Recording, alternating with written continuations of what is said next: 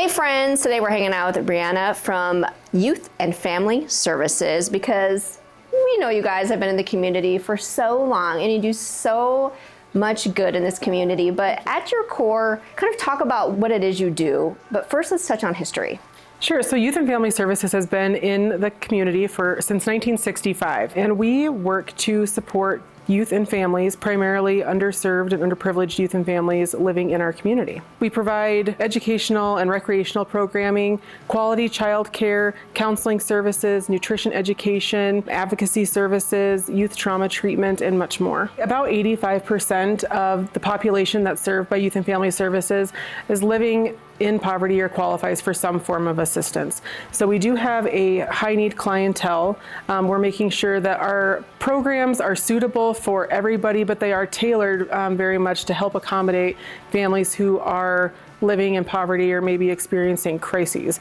We want families and children to grow up healthy, to be thriving, to be successful, and have all of the foundations that they need to move forward in that direction. So our programs work together to make sure that that can happen for families we serve. You know, Youth and Family Services plays a really critical role in this community, and we would absolutely not be able to do that if we didn't have the wonderful support we receive from people in the community. We are so fortunate to have a job where we are impacting families each and every day. You know, we provide advocacy, education, nutrition, mental health, child care, recreational programming, prevention education, parenting education. You know, we have a wide range of activities and services that we provide. Over the years, I've really seen a lot of changes at Youth and Family Services. You know, we started out with Girls Club of Rapid City, but we added a number of services as we've seen the needs in the community or gaps in services. That's been very important to making sure that those that have the greatest need have access to the resources they need.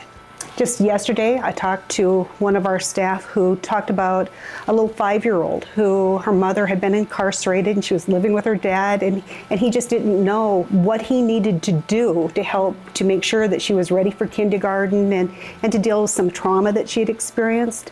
I thought how fortunate we are to have a counseling center to help with that therapy that she needs.